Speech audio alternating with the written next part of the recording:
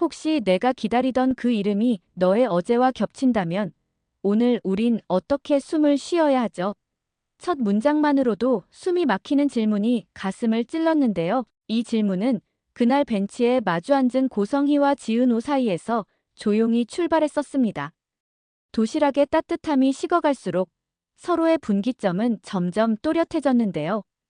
고성희는 잃어버린 딸을 포기하지 못하겠다고 말했었고, 지은호는 입양으로 살아낸 자신의 역사를 담담하게 고백했었습니다.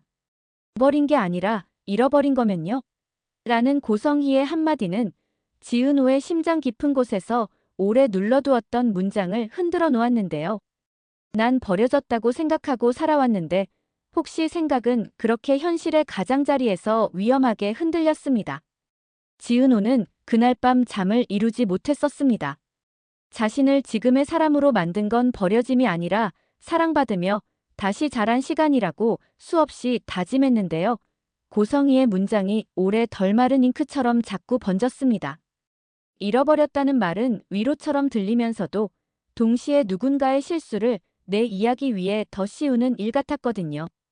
그래서 더 조심스러워졌습니다. 누군가의 구원이 다른 누군가의 서사를 지워버리는 방식이면 안 되니까요. 반면 고성희는 오랜 세월 굽어지지 않던 마음이 그날따라 쉽게 흔들렸습니다. 도시락을 싸며 넣은 새우전 하나에도 말하지 못한 마음의 모서리가 달라붙어 있었는데요. 엄만 그래요라고 말하고 돌아선 자기 목소리가 귓가에 맴돌았습니다. 잃어버린 것과 버린 것, 둘 사이의 간극이 얼마나 큰지 그녀는 누구보다 잘 알고 있었거든요. 그래서 경찰서 DNA 등록을 해두고 사건 기사 하나에도 밤새 알람을 켜두는 생활을 멈춘 적이 없었습니다. 희망과 단념 사이, 그녀는 늘 희망 쪽으로 고개를 끄덕였는데요. 그게 어쩌면 살아남는 방식이었으니까요. 이지혁은 두 사람의 온도를 멀리서 살폈습니다. 그는 아직 몸이 완전히 괜찮다고 말하긴 어렵다면서도 자신의 자리를 쉽게 비우지 않으려 했는데요. 일상의 속도를 절반쯤으로 낮추고 숨이 가빠지면 숫자를 세며 마음을 가라앉혔습니다. 그런데 이상하게도 지은호가 보이면 숫자가 어긋났고 고성희가 보이면 심장이 한 템포 멈칫했었더라고요. 이 두 사람이 어떤 이름으로 서로를 건너갈지 그에게도 중요한 일이 되어버렸습니다. 왜냐하면 지은호가 흔들리면 그는 서 있는 법을 다시 배우느라 며칠을 잃어버렸거든요. 박성재는 여전히 모서리에 서 있었습니다. 멀리서 보고 필요할 때 가까이 다가와 한마디 던지고 다시 물러나는 방식이었는데요. 그는 누구보다 정직한 눈으로 사태를 봤습니다. 사람이 희망을 가질 권리는 있죠. 근데 희망을 요구할 권리까지 있지는 않아요. 그 말은 누구를 겨냥한 것도 아닌데 이상하게 모두의 심장을 스쳤습니다. 고성희에게는 더 조심하라는 경고처럼, 지은호에게는 스스로의 시간을 지킬 비상벨처럼, 그리고 이지혁에게는 대신 답하려 들지 말라는 부탁처럼 들렸거든요. 며칠 뒤 작은 일이 하나 더 생겼습니다.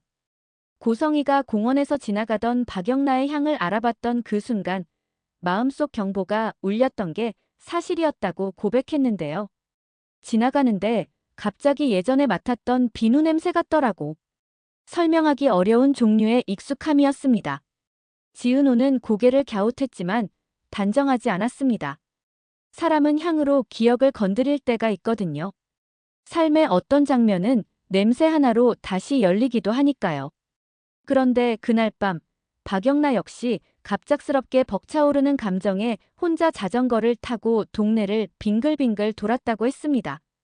별일 아니라며 웃었지만 어디 돌아갈 곳이 있었던 것 같은 기분이라는 말이 나왔을 때 그녀 스스로도 놀랐거든요.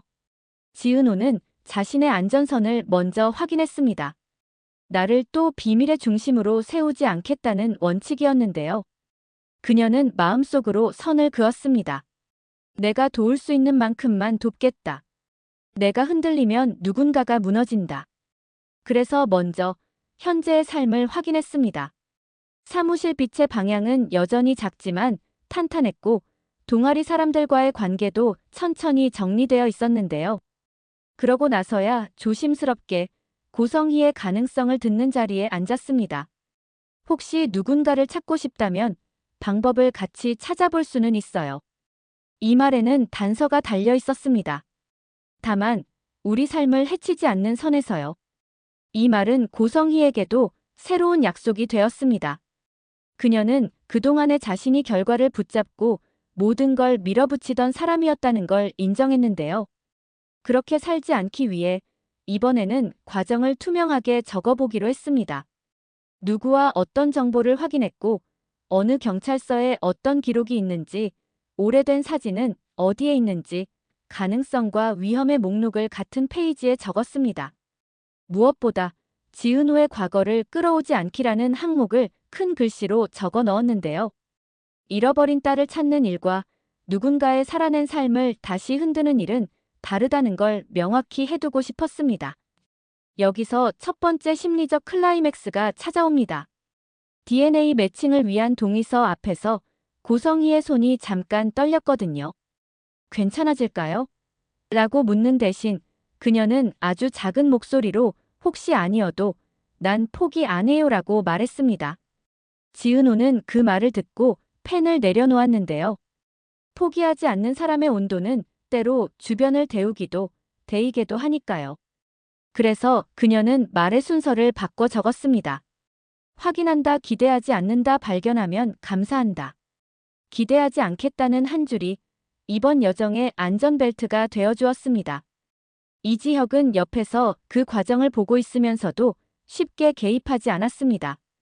대신 준비를 했습니다. 예기치 않은 결과가 나올 때 사람들은 크게 흔들리곤 하니까요. 그는 자신의 재발 트리거를 적어두고 은호와의 소통 루틴을 다시 정리했습니다. 숨이 차오르면 알림을 보내고 숫자를 세고 잠시 앉아 물을 마시고 그제야 이야기를 계속하는 약속이었는데요. 그는 어쩌면 사소해 보이는 이 약속들이 서로를 살리는 문장이라고 믿었습니다. 이상철과의 관계도 천천히 풀렸습니다. 살고 있다고 해라라고 했던 아버지의 말이 이번에는 같이 살아보자는 의미로 들렸거든요. 두 사람은 말수가 적었지만 국 한 그릇 나누는 사이에 오가는 온기가 점점 컸습니다. 두 번째 클라이맥스는 향이었고 세 번째 클라이맥스는 장소였습니다. 오래된 사진 속 포스터 조각이 박영나가 자주 가는 소공원 벤치 뒤편 낡은 게시판과 일치한다는 걸 알게 된 날 모두의 심장이 잠깐 빨라졌거든요. 고성희는 단숨에 달려가고 싶었지만 이번에는 약속을 떠올렸습니다. 과정을 지킨다는 네 단어였는데요. 그래서 셋이 함께 가보기로 했습니다. 그 벤치에 앉아보는 것, 그 게시판 앞에서 오래 서보는 것, 별것 아닌 행동들이 잊힌 감각을 흔드는데 효과가 있는 순간이 있습니다. 박영란은 벤치에 앉자마자 이유 없이 등을 의자 등판에 밀착시켰는데요. 이렇게 기대면 따뜻했는데 라는 말이 새어나왔습니다. 누구도 대답하지 않았습니다. 헛된 확신이 되지 않도록 침묵이 제일 안전한 답일 때가 있으니까요. 그날 밤 예상치 못한 반전이 한 줄 등장합니다. DNA 조회 1차 결과가 직접 일치 없음으로 돌아왔거든요. 연락망의 공기가 잠깐 얼었습니다. 고성희의 어깨도 함께 내려앉았는데요. 그런데 파일 하단에 선명하게 떠있는 작은 문장 하나가 있었습니다. 과거 화재 사고 당시 군집 채취 샘플로 추정. 최종 매칭 불가. 보완 자료 필요. 명확한 부정이 아니었습니다. 아직 아니다였고 다시 확인해야 한다였는데요. 희망과 단념이 또다시 같은 테이블 위에 놓였습니다. 누구도 먼저 손대지 않았습니다. 이번에는 시간을 두기로 했습니다. 기대가 다치지 않도록, 그리고 각자의 삶이 부서지지 않도록 말이죠. 지은호는 그 시간을 사용해 자신의 마음을 정리했습니다. 고성희는 포기하지 못할 권리가 있고 자신은 흔들리지 않을 권리가 있었습니다. 둘 다 틀리지 않았는데요. 그래서 그녀는 두 문장을 새로 적었습니다. 나의 어제는 누군가의 내일을 위해 변경될 수 없다. 그러나 누군가의 내일이 내 곁에서 태어나는 건 기꺼이 지켜본다. 이 두 문장 사이에 이지혁과 함께 만든 작은 일상이 들어왔습니다. 빛의 방향 사무실, 커피 머신의 구수한 소리, 일이 잘 풀리지 않는 날에 쓰는 유치한 체크리스트, 그리고 끝내 서로를 웃게 만드는 짧은 농담들 말이죠. 박성재는 다시 한번 모서리에서 균형을 잡아주었습니다. 혹시가 아니어도 사람은 살아야 돼요. 그러니까 결과 나오기 전에도 밥은 먹어야 돼요. 동그만이 노인말이었는데 골격이 단단했습니다. 그는 누군가의 행복을 바라보는 일을 계속하기로 했습니다. 질투의 반대말이 응원이라는 걸 시간이 조금 가르쳐줬으니까요. 마지막 클라이맥스는 뜻밖의 잔잔한 밤에 찾아옵니다. 고성희가 홀로 경찰서 앞을 맴돌다 보안 자료 제출 안내문을 휴대폰으로 다시 읽고 서 있던 때였는데요. 그녀는 화면을 천천히 끄고 자기 그림자를 내려다봤습니다. 엄마란 이름으로 사람을 살리고 싶었고 엄마란 이름으로 누군가를 놓치지 않으려 했습니다. 그러나 어떤 사랑은 결과가 아니라 과정으로 사람을 살린다는 걸 이제야 조금 알 것 같았습니다. 그때 뒤에서 지은호의 목소리가 들렸습니다. 이사장님, 천천히 가요. 급해도 천천히. 문장을 다 말하기도 전에 둘은 웃었습니다. 울음을 참다 보면 웃음이 먼저 나오는 밤이 있잖아요. 그 밤이었습니다. 엔딩은 결론을 내리지 않습니다. 박영란은 여전히 자전거를 탑니다. 그런데 이전에는 몰랐던 길을 요즘 자주 돌았는데요. 벤치에서 시작해 골목을 지나 오래된 시장 입구까지, 그리고 다시 되돌아오는 코스를 몸이 먼저 기억했거든요. 이 길, 내가 아는 길인가? 스스로에게 놀라며 핸들을 비틀었습니다. 방향을 바꾸면 냄새도, 바람도, 마음도 달라집니다. 그렇게 사람은 조금씩 자기의 곳으로 돌아오고 있었는데요. 이지혁은 밤에 혼자 숨이 가빠지면 이젠 먼저 문자를 보냅니다. 네, 8. 숫자 세요. 그러면 지은호는 답합니다. 셋, 넷, 5 숨 쉬어요. 둘의 리듬은 여전히 불안과 곁에 사이를 오가지만 이제 그 사이를 건너는 다리 하나가 분명히 생겼습니다. 이상철은 다음날 새벽에 따끈한 국을 끓여 아들에게 건네며 말 대신 국물의 온도를 올려줍니다. 말이 많지 않은 사람들의 사랑은 종종 이렇게 정확한 온도로 도착했었더라고요. 그리고 고성희는 다음의 2 문장을 수첩에 적습니다. 잃어버림과 버려짐의 차이를 서두르지 말고 배운다. 찾으면 감사하고 찾지 못해도 사랑은 멈추지 않는다. 수첩은 얇지만 종이는 두껍고 잉크는 진합니다. 오래 눌러 적으면 페이지가 살짝 눌립니다. 그 눌림만큼 사람이 살아냈다는 뜻이니까요. 마지막 장면, 지은호가 고개를 들어 말없이 고성희를 바라봅니다. 우리 살부터 먼저 챙겨요.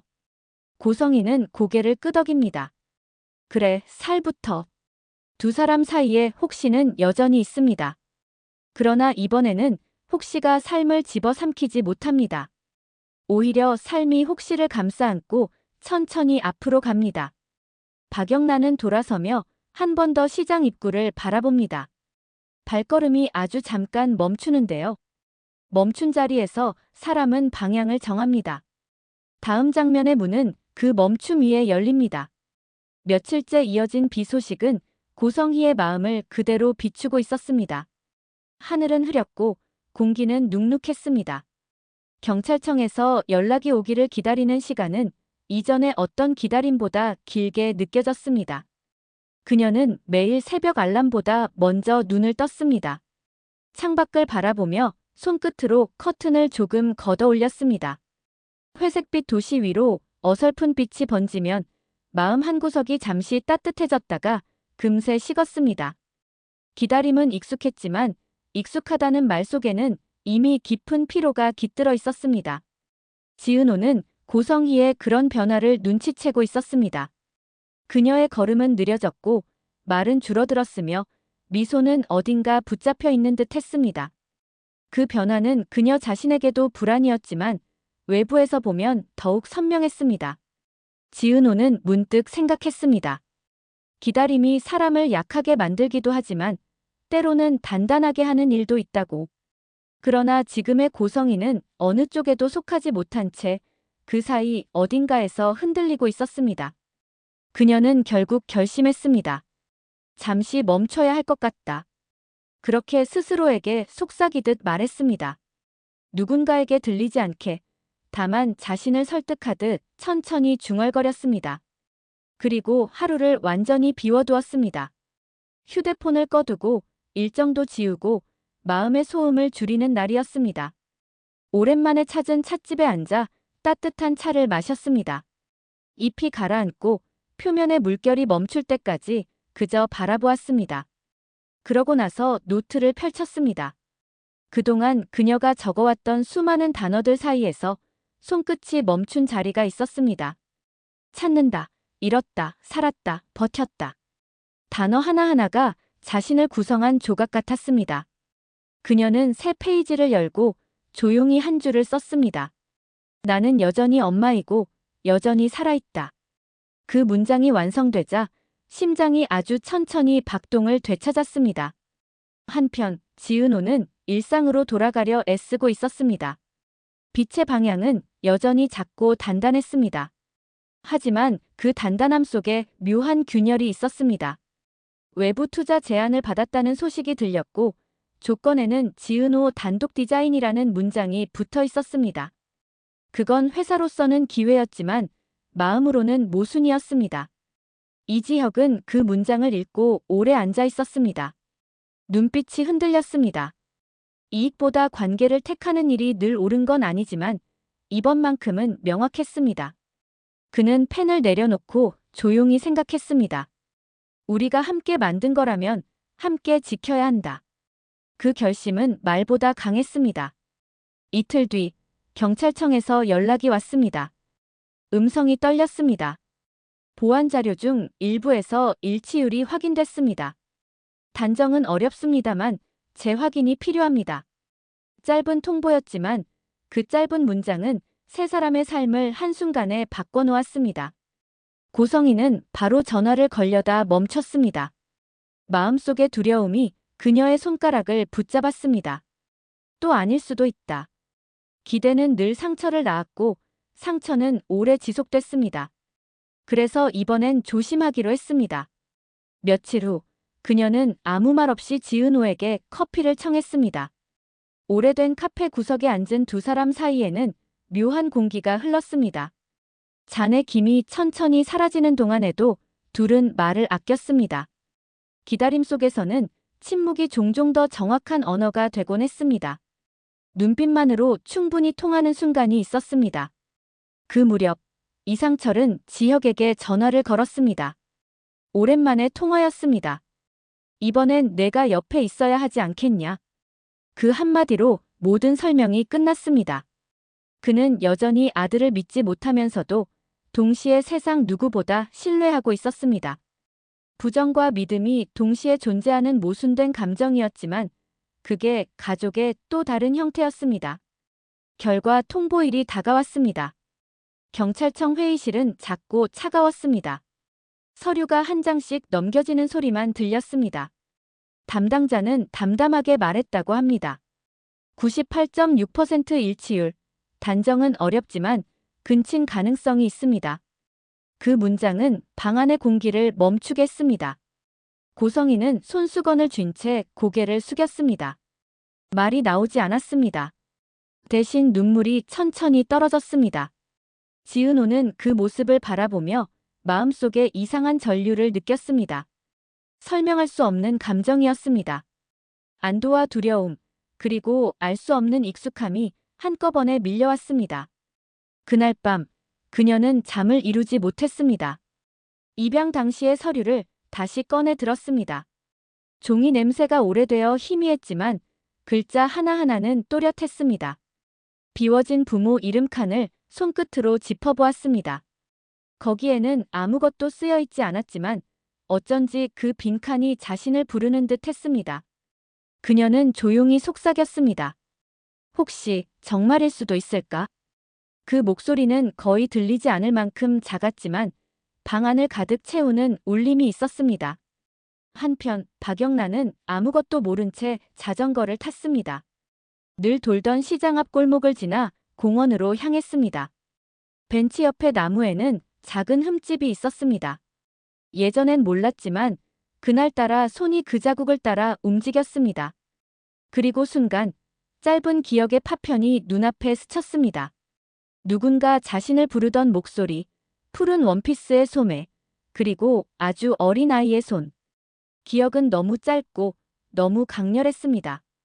그녀는 자전거를 세운 채 숨을 고르며 하늘을 올려다봤습니다. 낯선 장면들이 파도처럼 밀려왔습니다. 그날 이후 세 사람은 각자의 자리에서 조금씩 달라졌습니다. 고성이는 더 이상 눈물을 참지 않았습니다. 지은호는 더 이상 피하지 않았습니다. 박영란은 이유 없는 익숙함을 두려워하지 않았습니다.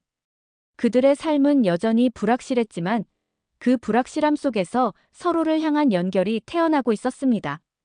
밤이 깊어갈수록 도시는 고요했습니다. 불빛이 하나둘 꺼져가도 마음속의 등불은 쉽게 꺼지지 않았습니다. 누군가는 여전히 기다리고 있었고, 누군가는 조금씩 기억을 되찾고 있었으며, 또 누군가는 사랑의 다른 형태를 배우고 있었습니다. 그리고 그 모든 사람들 사이에 혹시라는 단어가 여전히 남아 있었습니다. 하지만 이번에는 그 단어가 두렵지 않았습니다. 이제 그 혹시는 슬픔의 시작이 아니라 새로운 이야기의 예고였으니까요.